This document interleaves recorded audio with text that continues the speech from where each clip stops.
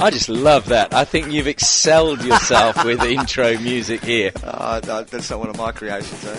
But it's brilliant. It's so good. I want to know what it is, actually, but I'll get that off you after the show. Because we're turning our attention to table tennis now. We have featured it on the show before, but we've never actually discussed T3, which is three-a-side table tennis. And coming on the show to tell us all about it, and I caught up with her a little bit earlier today, is Digi Berry. Digi Berry, welcome to Not the Footy Show. Hello, thank you. Well, I've been really looking forward to talking to you because came across a subject recently, T3. I'd heard of table tennis and I've heard of ping pong, and I was wondering what you call T3, which is three-a-side table tennis. It is indeed three, or in fact six-a-side. Six as well? I hadn't heard that. So that's like a double trebles. It certainly is, depending on how our maths is this morning. Yeah, so six-a-side playing with two balls. Okay, we might get into that a little bit, but where did the game originate in the idea to make it three-a-side? Well, it was invented in, amazingly, 1979 in New Zealand, actually, by an engineering professor called Gunther Arndt. He actually is still in Australia and teaches at the University of Wollongong. Hopefully I pronounced that correctly. You did. Where he runs a little T3 triples club with his other professors and some of his students, and they have a bit of fun every week.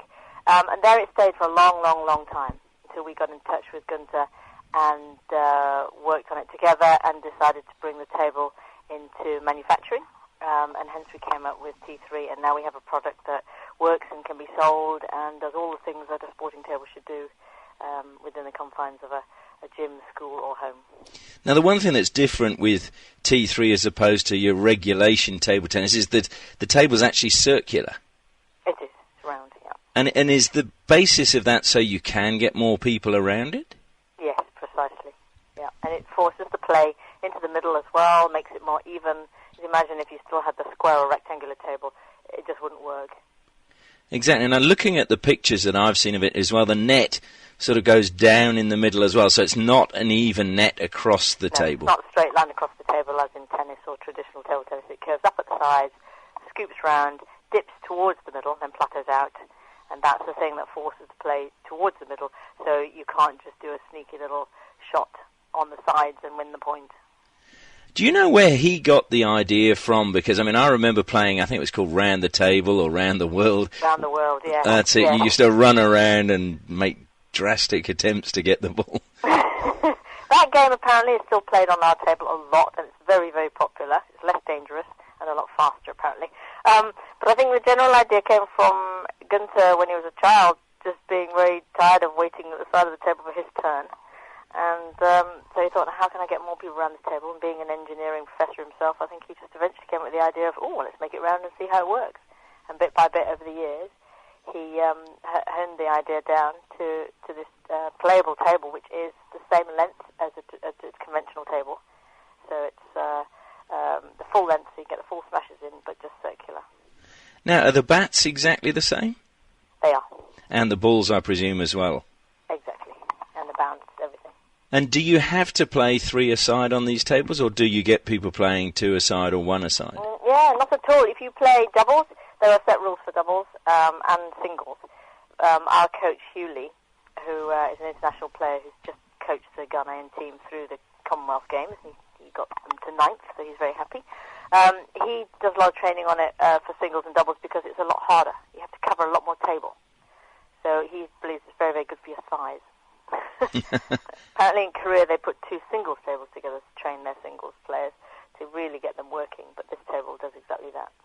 I mean, one of the things at the Paralympics you notice, and I remember I've related this story to our listeners before, how somebody told me that you could tell that the Paralympians were taking it very seriously because now they were putting topspin on the table tennis balls so that they would spin out of the reach of people in chairs.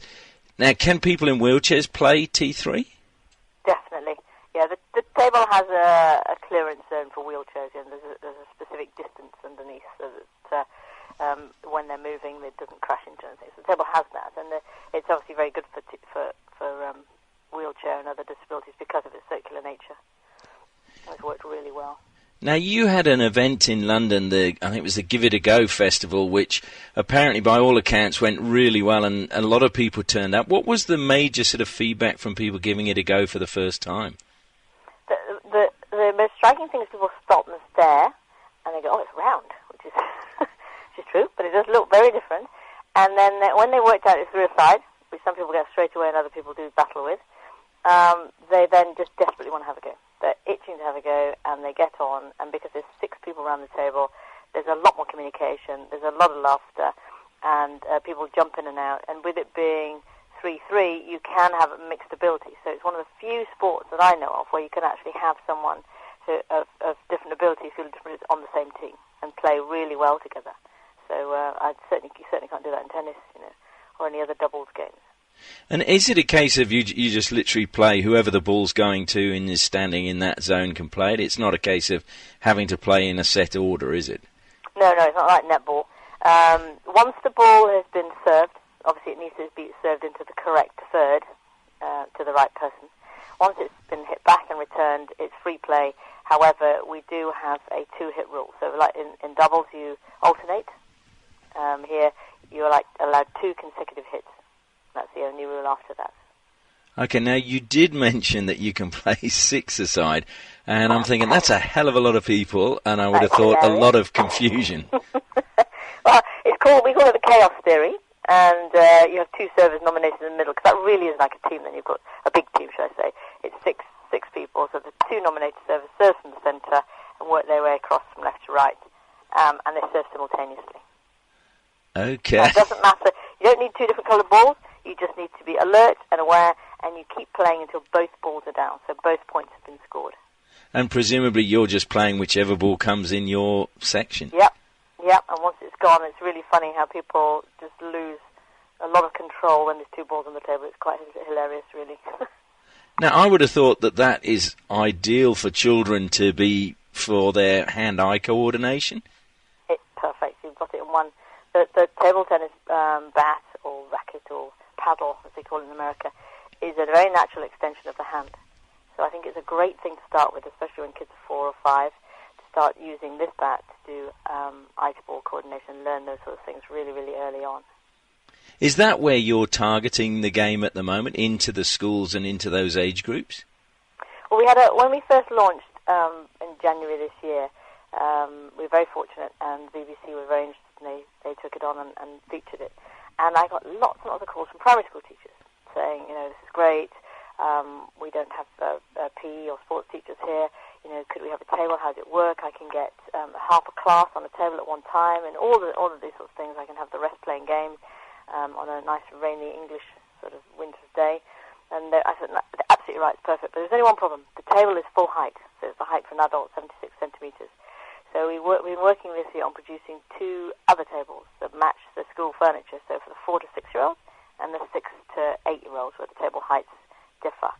And so we've created lovely small scale-down tables, along with a specially designed little ergonomic bat for their little hands as well. So the whole thing is now set up for 4 to 6 and 6 to 8 to start getting into these sports. So it's like when we were making models, they were sort of like 1 to 12 of actual size. I'm presuming these are tables the same way. They are, and it was amazing watching the little 4 and 5-year-olds come to the table, because the table's at their height, they know it's for them. So they rush over and they just desperately want to start playing, and it's very charming to watch even at this stage to see who the very aggressive A-type players are, but they're there. I mean, there's a famous story about, I think it was Desmond Douglas, and why he was so good at playing table tennis close to the table, and it turned out it was the environment in which he'd learnt, where the room where the table was so small, it was right up against the wall, and that's why he was so quick. Have schools got room for these smaller tables?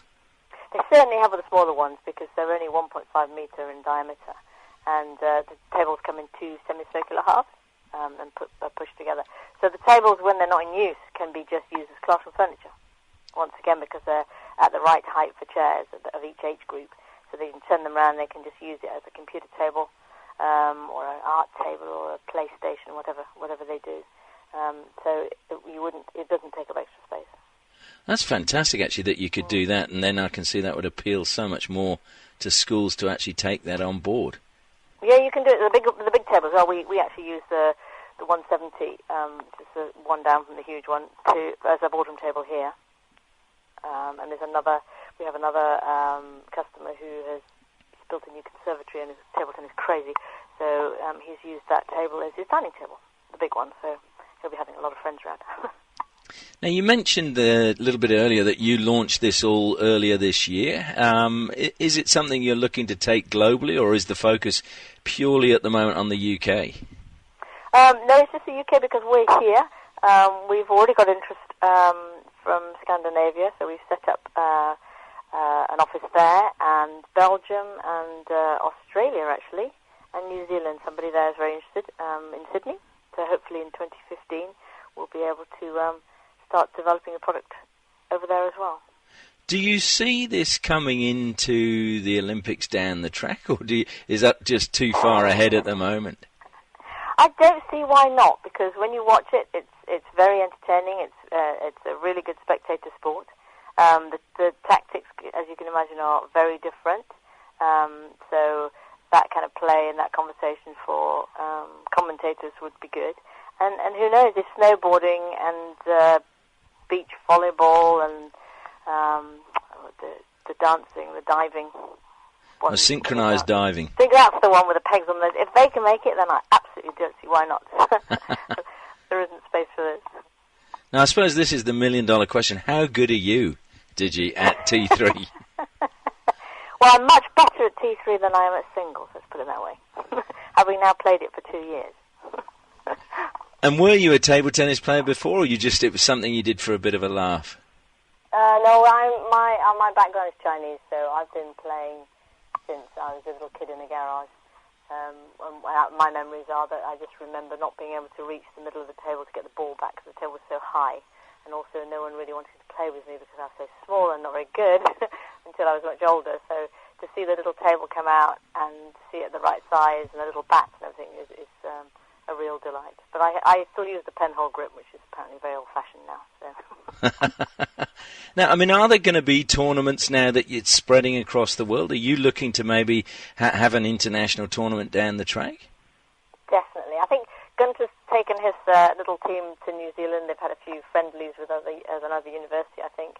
But no, we would love to formalise that and do it properly, because now we've got Hewley on board, the international player I was telling you about earlier, who's our official coach. It really is coming into its own, and it's so much fun. We've had about 3 or 4 social events where people have been invited to bring teams along in large bars and clubs, and it's been fantastic. It's been really, really funny and sociable, as well as very competitive. It would work. Well, I think it's fantastic, and hopefully we can stay in touch, and if anything like that comes along, or if there's any plans for expansion into Australia, please let us know, because I'm hoping our listeners get as enthusiastic about it as I've been. Well, no, thank you very much, and thank you for inquiring about the T3, and we definitely have plans to be in Australia properly by next year. Well, thanks very much. Cheers, Ashley.